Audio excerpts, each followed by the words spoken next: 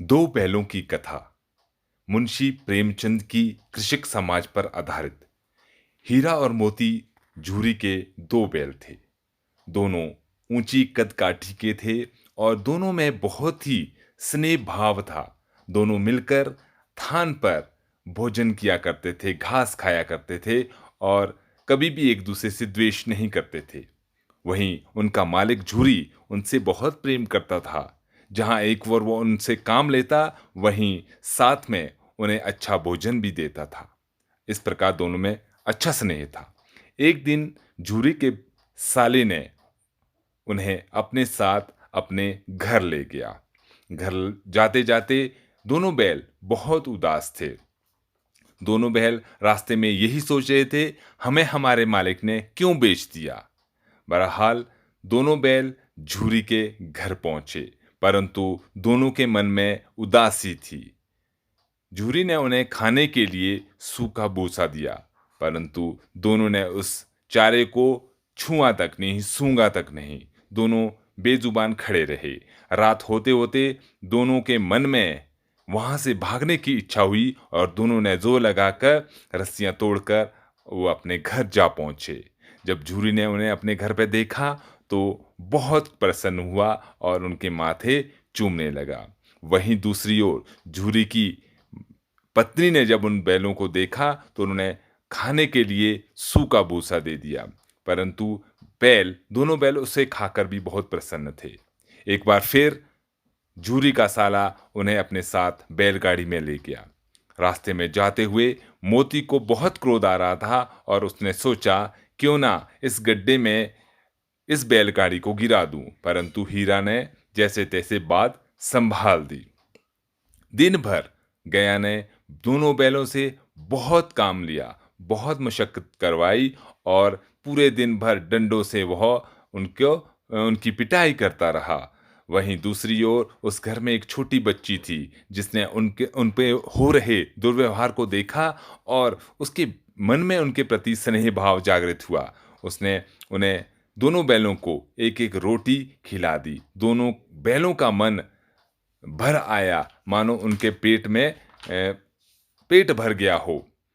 फिर दोनों की बैलों को इच्छा हुई कि हम यहाँ से फिर एक बार यहाँ से भाग निकले और इस बार उस छोटी बच्ची ने उनको भागने में मदद की। बैल वहाँ से भाग निकले। झूरी उनके पीछे जाता रहा, परंतु दोनों बैल उसकी पकड़ में नहीं आए।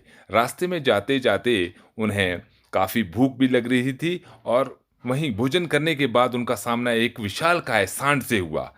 दोनों डर गए, परंतु दोनों बैलों ने मिलकर एक योजना बनाई और एक ने सामने और दूसरे ने उसको पीछे से आक्रमण किया। इस प्रकार एक बहुत घमासान युद्ध करने के बाद उस सांड को उन्होंने मार भगाया।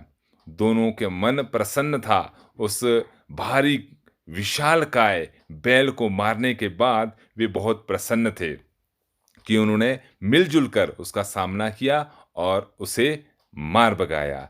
उसके बाद वे एक मटर के खेत में जाते हैं और मटर के खेत में खाना शुरू कर देते हैं। दोनों का मन बहुत प्रसन्न होता है, बहुत पेट भर कर वो खाते हैं। वहीं दूसरी ओर सिंचित खेत होने के कारण मोती का पैर उसमें फंस जाता है और थोड़ी ही देर बाद जब मालिक आता है और दोनों बैलों को पकड़ लिया जाता है और इस बार दोनों बैलों को कांजी हौस में डाल दिया जाता है। कांजी हौस जहाँ पे बहुत सारे आवारा पशुओं को डाल दिया जाता है, जिसमें घोड़े, गधे, भेड़, बकरियां आदि सभी वहां पर बेजुबान पड़े हुए थे। उनको भोजन नहीं दिया जाता था, अपितु मारने के लिए छोड़ दिया जाता था। दोनों बैल भी वहां पे इस प्रकार पड़े रहे। दोनों की आस यही थी कि कब कोई हमें भोजन देगा, और मूक भाषा में दोनों बैल आपस में बातें करते रहे। हीरा ने अपने सींग से दीवार में प्रहार करके एक बड़ा सा छेद कर दिया और जब चौकीदार ने उसे देखा तो उसे डंडे भी पड़े और साथ में उसे बांध कर रख दिया गया। उसके पश्चात मोती ने अपने प्रहार से उसमें बहुत बड़ा गड्ढा कर दिया और सभी जानवर वहां से भाग गए। इस बार चौकीदार के देखने पर दोनों बैलों को फिर से बांध दिया गया और जोर लगाकर एक बार फिर दोनों बैलों ने रस्सियों को तोड़ना चाहा, परंतु वो संभव ना हो पाया। काफ़ी कमज़ोर होने के बाद उन्हें एक दड़ियल आदमी के हाथ बेच दिया जाता है। दड़ियल जब उन्हें अपने साथ ले जाता है, तो मार्ग में उन्हें ये ध्यान आता है कि ये रास्ता हमारा जाना-पहचाना है और इस रास्ते के द्वारा हम अपने घर पहुँच सकते थे। दोनों की स्थिति बहुत गंभीर थी, बहुत ही वो कमज़ोर हो चुके थे, उनकी हड्डियाँ तक नज़र आ रही थी।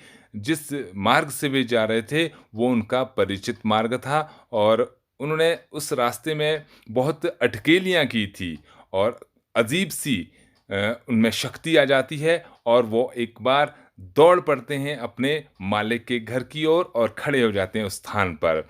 और वहीं दूसरी ओर झूरी उनको देखकर बहुत प्रसन्नचित्त होता है, उनको सहलाता है और थोड़ी देर में वह दड़ियल आदमी वहाँ पहुँचता है, कहता है यह बैल तो मेरे हैं, मैंने इन्हें खरीदा है। परंतु झूरी कहता है यह मेरे बैल है। मोती को क्रोध आता है और वो दड़ियल आदमी के पीछे भागता है। दड़ियल आदमी जैसे-तैसे अपनी जान बचाता है और इसके पश्चात झूरी तथा उसकी पत्नी उन दोनों को स्नेह करती है। इस बार झूरी की पत्नी भी उनके माथों को चूमती है। तो ये थी हमारी एक छोटी-सी कहानी, 2 बैलों की कथा। धन्यवाद।